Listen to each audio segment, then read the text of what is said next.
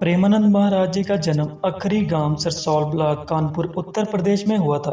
उनका परिवार बहुत साधारण और पवित्र था, इसलिए उनका बचपन बहुत ही साधारण रूप से बीता। बचपन से उनका बौद्धिक स्तर अन्य बच्चों से अलग था। उनका ज्यादा ध्यान भक्ति भाव पर था। बचपन से मंदिर जाना, कीर्तन करना और चालीसा का पाठ पढ़ना आरंभ किया। घर का माहौल आध्यात्मिक होने की वजह से प्रेमानंद जी महाराज ने कम उम्र से चालीसा का पाठ पढ़ना शुरू कर दिया था। उनके माता पिता हमेशा संत सेवा और अनेक सेवा में लगे रहते थे। उनके बड़े भाई श्रीमद् भागवतम के श्लोक पढ़कर परिवार को आगे बढ़ाया। जब प्रेमानंद महाराज 5वीं कक्षा में थे, तब उन्होंने गीता, श्री सुख सागर पढ़ना शुरू किया। स्कूल में पढ़ाई के दौरान उनके मन में बहुत सारे सवाल उठते थे। उत्तर निकालने के लिए उन्होंने श्री राम और श्री कृष्ण गोविंद हरे मुरारी का जाप किया। जब वे 9वीं कक्षा में आए, तब उन्होंने ईश्वर की खोज करने के लिए आध्यात्मिक जीवन जीने का दृढ़ निश्चय कर लिया था। उसके लिए वे सब कुछ त्यागने को तैयार थे। उन्होंने अपनी माँ को अपने निर्णय के बारे में बताया। 13 वर्ष की उम्र में महाराज जी ने एक दिन मानव जीवन जीने के पीछे की सच्चाई जानने के लिए अपना घर छोड़ दिया था। आगे जानते हैं प्रेमानंद जी महाराज का जीवन परिचय से जुड़ी कहानियां। महाराज के पिता श्री शंभू पांडे एक भक्त व्यक्ति थे। उनकी माता रमा देवी थी, जो कि बहुत पवित्र थी। उनके दादाजी सन्यासी थे। कुल मिलाकर उनके घर का वातावरण शुद्ध और निर्मल था। उनके माता पिता हमेशा से साधु संतों की सेवा में लगे रहते थे। उनके बड़े भाई श्रीमद् भागवतम का आध्यात्मिक ज्ञान प्राप्त किया था, जिसको पूरा परिवार एक साथ बैठकर सुनते थे। घर छोड़ने के बाद महाराज जी को नैष्ठिक ब्रह्मचार्य में दीक्षित किया गया था। उनका नाम बदलकर अनंत स्वरूप ब्रह्मचारी नाम रखा। उनके बाद उन्होंने संन्यास स्वीकार कर दिया था। महावाक्य को स्वीकार करने पर उनका नाम स्वामी आनंदाश्रम रखा गया। ईश्वर को पाने के लिए कठिन तपस्या की और ठान लिया कि तब से उनका सारा जीवन भगवान की भक्ति में समर्पित हो गया है। अब वे अपना ज्यादा समय अकेले में बिताना पसंद करते थे। भोजन पाने के लिए भिक्षा मांगते और कई दिनों तक उपवास करते और हमेशा भगवान की लीला में मगन रहते थे। प्रेमानंद जी ने शारीरिक चेतना से ऊपर उठकर मोह माया को छोड़कर पूर्ण त्याग का जीवन व्यतीत किया। उसके बाद उन्होंने आकाश स्मृति को स्वीकार किया, यानी बिना किसी व्यक्तिगत प्रयास के केवल वही स्वीकार करना जो भगवान का दिया गया हो और किसी चीज की उम्मीद नहीं करना। सन्यासी के रूप में उनका अधिकांश समय गंगा नदी के किनारे बीतता था, क्योंकि महाराज ने कभी भी आश्रम से पदानुक्रमित जीवन को स्वीकार नहीं किया। उन्होंने सब कुछ त्याग दिया था। ज्यादा समय गंगा नदी के साथ बिताने से उन्होंने गंगा नदी को अपनी दूसरी मां के रूप में स्वीकार कर लिया। वे खाना, मौसम और कपड़े की परवाह किए बिना ही वाराणसी और हरिद्वार नदी के घाटों पर घूमते रहे।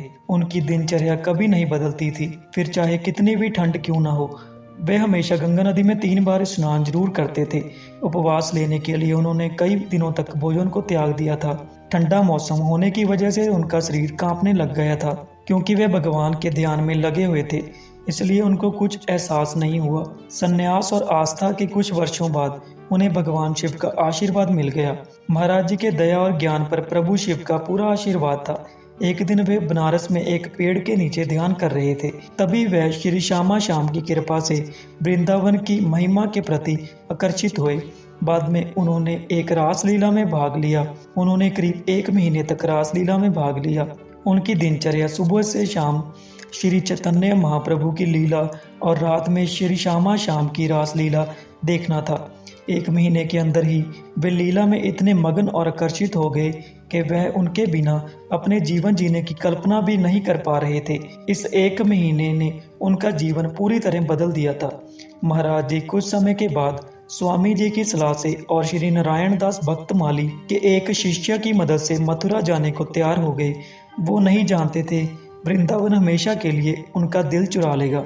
महाराज जी वृंदावन में किसी को नहीं जानते थे। महाराज जी वृंदावन रहने लगे। उनके दिन की शुरुआत वृंदावन की परिक्रमा और बांके बिहारी के दर्शन करना था। महाराज जी पूरा दिन राधा वल्लभ जी को देखते रहते थे। एक दिन वृंदावन के पुजारी ने महाराज जी को श्री राधा रस सुधा निधि का एक श्लोक सुनाया, लेकिन वे उसके अर्थ को नहीं समझ सके। अर्थ समझने के लिए गोस्वामी जी ने उन्हें श्री हरिवंश जी का जाप करने को बोला। महाराज जी ऐसा करने से हिचक रहे थे, क्योंकि उन्होंने ऐसा कभी नहीं किया था। उनके दूसरे दिन बाद जब महाराज जी ने वृंदावन की परिक्रमा की, तो उन्होंने खुद को श्री हरिवंश महाप्रभु का नाम जाप करते हुए पाया। एक प्रकार से ये श्री हरिवंश की लीला में मगन हो गए। वृंदावन में एक आध्यात्मिक संगठन है। इस संगठन की स्थापना प्रेमानंद महाराज जी के द्वारा हुई है। महाराज जी का मुख्य उद्देश्य था वृंदावन में विभिन्न धार्मिक कार्यों को करना और उनके माध्यम से प्रेम और शांति को फैलाना। ये लोगों के मन और हृदय को खुशी और शांति प्राप्त करने के लिए प्रभु का ध्यान, योग और अन्य आध्यात्मिक अभ्यासों को करने की सलाह देते हैं। महाराज जी ये सभी सेवाएं निशुल्क प्रदान करते हैं। महाराज जी की उम्र अभी लगभग 60 साल है। वह अभी वृंदावन में रह रहे हैं और अपना पूरा ध्यान आध्यात्मिक गतिविधियों, भगवान कृष्ण का ध्यान और निस्वार्थ सेवा में अपना जीवन व्यतीत कर रही हैं। प्रेमानंद जी महाराज वृद्धावस्था में होने के बावजूद भी उनका स्वास्थ्य अच्छा है। इतना ही नहीं, उनके ज्ञान और दर्शन करने के लिए भारत देश के नहीं बल्कि विदेश से भी लोग उनके पास आते हैं और उनका बहुत सम्मान करते हैं। वे अपने ज्ञान और दर्शन के लिए पूरी दुनिया में सम्मानित हुए हैं। कहा जाता है कि कई सालों से उनके दोनों गुर्दे खराब हैं, उसके बावजूद भी वे अभी तक स्वस्थ हैं। उनका मानना है कि उनका सारा जीवन राधा जी की सेवा और भक्ति के है। सब कुछ उन्होंने भगवान के हाथ में छोड़ दिया है। आज भी उनकी दिनचर्या भक्ति करना है और वहां आने जाने वाले भक्तों से मिलकर उनकी समस्या को सुनकर उसका हल निकालते हैं। तो दोस्तों ये थी महाराज प्रेमानंद जी की दिनचर्या और उनका जन्म परिचय। तो ऐसी और वीडियोस देखने के लिए हमारे चैनल सनातनी आस्था को सब्सक्राइब जरूर कर लीजिएगा और बेल आइकन को दबाना मत भूलिएगा। धन्यवाद।